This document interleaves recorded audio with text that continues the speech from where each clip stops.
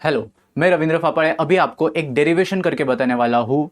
आप जब भी एक मोबाइल फ़ोन कंप्यूटर यूज़ करते हो तो वो मोबाइल फ़ोन कंप्यूटर हीट होते हैं थोड़े से, और उनका जो हीटिंग इफेक्ट होता है ना, उसका एक फॉर्मूला होता है। यस, वो कितने हीट होते हैं उसको फाइंड आउट करने के लिए एक फॉर्मूला होता है, और उसी फॉर्मूला को मैं आज आपको डिराइव करके बताने वाला हूँ। यस, इस क्वेश्चन को सॉल्व करता हूँ।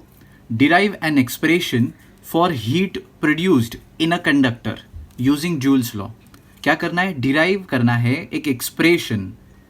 Yes, derivation. डिराइव करना है एक expression for what? For heat produced in a conductor. यहाँ पे ये कंडक्टर है, इस कंडक्टर में जब इलेक्ट्रिसिटी फ्लो होता है तो यहाँ पे हीट प्रोड्यूस होता है, कंडक्टर थोड़ा हीट होता है। तो ये हीट फाइंड आउट करने के लिए मुझे उसका फॉर्मूला लिखना पड़ेगा। एंड सबसे फंडामेंटल जो फॉर्मूला है हीट का, it is power into time. And ये जो पावर है ना, उस पावर का एक फॉर्मूला है, power is equal to energy upon time. Yes, so इस पावर की जगह मैं लिख सकता हूं एनर्जी अपॉन टाइम, एंड बाजू में टी जैसे का वैसा। अब ये जो एनर्जी है ना, यस, ये जो एनर्जी है उसकी जगह पे देखो मैं क्या लिख रहा हूं। एनर्जी का एक फॉर्मूला है V इंटू क्यू। सो यहां पे मैं लिख रहा हूं अभी एनर्जी की जगह V into Q upon time की जगह मैं लिख रहा हूं T, और ये T जैसे का वैसा।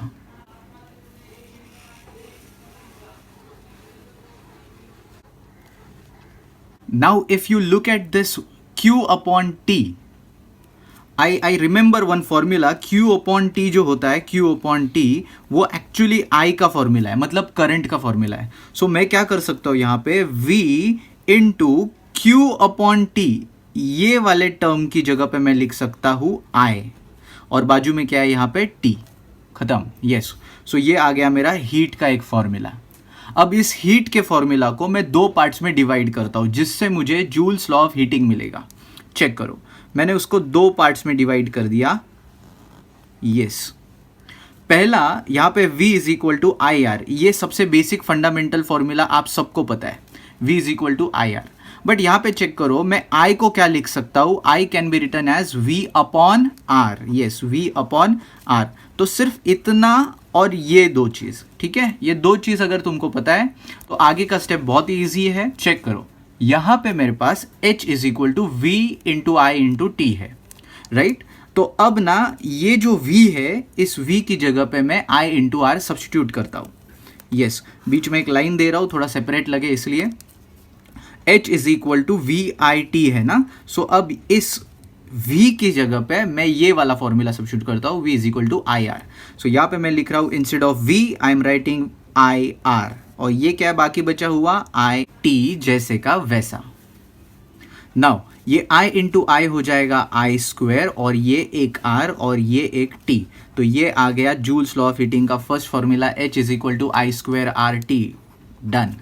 ओके, अब यहां पे मैं क्या करने जा रहा हूं? सेम फॉर्मूला, यही फॉर्मूला, इसके I वाले टर्म की जगह पे मैं V अपॉन आर सब्स्टिट्यूट करूंगा। So H is equal to क्या होने वाला है? V इंटू आई वाले टर्म की जगह पे क्या सब्स्टिट्यूट करना है? V upon R. Yes, V upon R, और बाजू में क्या है उसके?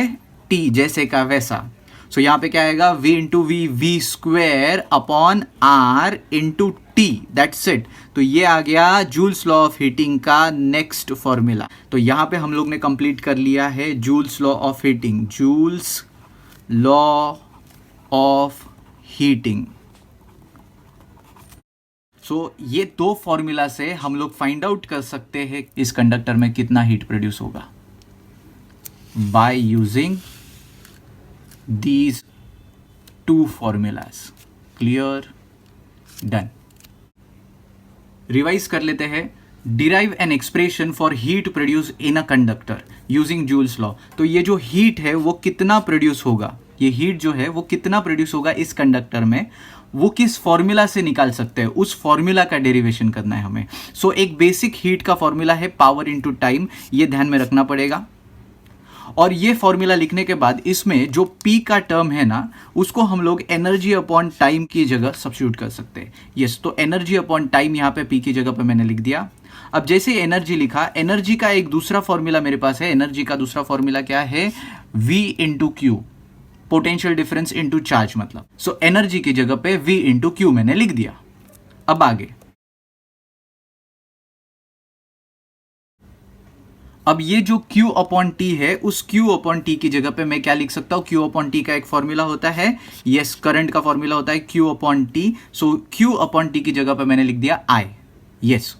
सो H is equal to VIT। ये बड़ा ही इंपॉर्टेंट फॉर्मूला मुझे मिल गया, बड़ा ही इंपॉर्टेंट रिजल्ट है ये। इसको दो पार्ट्स में डिवाइड कर दिया, जिसमें मैंने V is equal to IR, V is equal to IR, ये फॉर्मूला मैंने दो अलग अलग मेथड से सब्स्टिट्यूट किया। पहले में मैंने V सब्स्टिट्यूट किया, IR हो गया यहाँ पे, V के जगह पे IR सब्स्टिट्यूट किया। और दूसरे वाले मेथड में मैंने क्या किया, ये जो I दिख रहा है ना, उस I की जगह पे सब्स्टिट्यूट किया V अपॉन R, इस I की जगह पे V अपॉन R, बाकी सब जैसे का वैसा, यहाँ पे भी बाकी सब जैसे का वैसा। सो IR जैसे ही सब्स्टिट्यूट किया तो यहाँ पे हो गया 2I, तो I स्क्वायर हो गया, और ये R और ये T, RT। So H is equal to I square RT। उसके बाद यहाँ पे मैंने क्या किया, H is equal to V into V upon R, तो ये V इंटू V हो गया V स्क्वायर, और नीचे यहाँ पे क्या है R, V square upon R, और ये बाजू का T। सो ये जो दो फॉर्मूलाज मुझे मिले, इन दोनों को हम लोग साथ में बोल सकते हैं जूल्स लॉ ऑफ हीटिंग के ये दो फॉर्मूलाज है। यस, ये दोनों फॉर्मूलाज कहाँ के हैं? Joules law of heating. Done.